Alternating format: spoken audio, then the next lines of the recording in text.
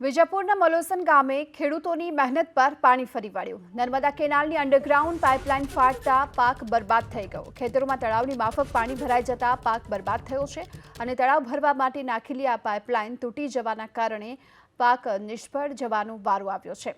તો મલોસન ગામે ખેડૂતોની આ મહેનત પર પાણી ફરી વળ્યું છે, કારણ કે નર્મદા કેનાલની અંડરગ્રાઉન્ડ જે પાઇપલાઇન નાખવામાં આવી હતી, આ પાઇપલાઇન તૂટી જવાના કારણે આખું ખેતર પાણીથી તરબોળ થઈ ચૂક્યું છે અને પાક નષ્ટ થયો છે।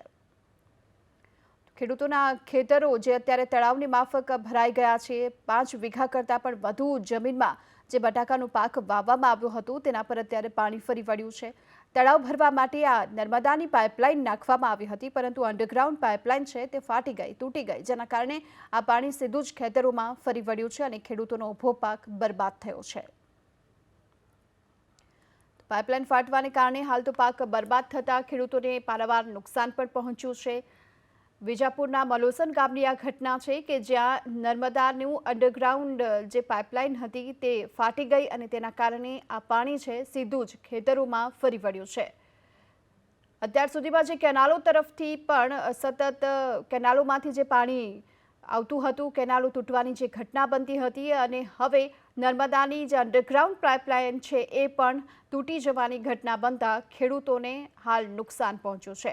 ત્યારે હાલ આપણી સાથે ખેડૂત કુલદીપભાઈ પટેલ જોડાઈ ચૂક્યા છે। કુલદીપભાઈ, શું સ્થિતિ અત્યારે જોવામાં આવી રહી છે? કેટલા સમયથી આ પાણી ભરાયું છે? હા, સવારે મેડમ રાતે પાઇપલાઇન ફાટી ગઈ। મારા 4.5 વીઘા બટાકો હતો, એ બધા બટાકામાં પાણી કરી દીધું, બધું બટાકા ફેલ ગયા। કુલ કેટલા ખેતરોને નુકસાન, કેટલા ખેતરોમાં પાણી ભરાયેલું છે? હા, અત્યારે તો મારા એકલાના જ ખેતરમાં પાણી ભરેલું છું, કારણ કે બાજુમાં ખાડો હતો એમાં પાણી ગતું રહ્યું, સવારે આવીને બંધ કર્યું।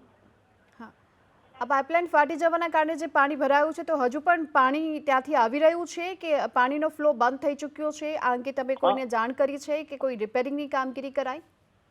ના, પાણી તો બંધ થઈ ગયું છે। મેં ફોન કર્યો ઓપરેટરને, એટલે પાણી બંધ કરી દીધેલું, પણ મારા બટાકા બધો પાકમાં બધું નુકસાન જ છે। 3.5 થી 4.5 લાખ રૂપિયા નુકસાન પડે એવું છે મેડમ જી બટાકામાં। જી કુલદીપભાઈ, ક્યાં સુધીમાં આપને એવું લાગી રહ્યું છે કે આ સમારકામ થશે અને ક્યાં સુધીમાં પાણી ખેતરોમાંથી આ પ્રકારે ઓસરી જાય? હા, તો મેડમ હાલ તો ઓસરાય એવું લાગતું નહીં, લગભગ સાંજ સુધી 2 દિવસ પછી ઓસરી જાય એવું લાગે છે। જી, આભાર આપનો અમારી સાથે વાતચીત કરવા બદલ। તો મલોસન ગામે હાલ તો ખેડૂતોની મહેનત પર પાણી ફરી વળ્યું છે, કારણ કે નર્મદાની અંડરગ્રાઉન્ડ જે પાઇપલાઇન છે ફાટી જવાના કારણે પાણી ખેતરોમાં ભરાઈ ગયા।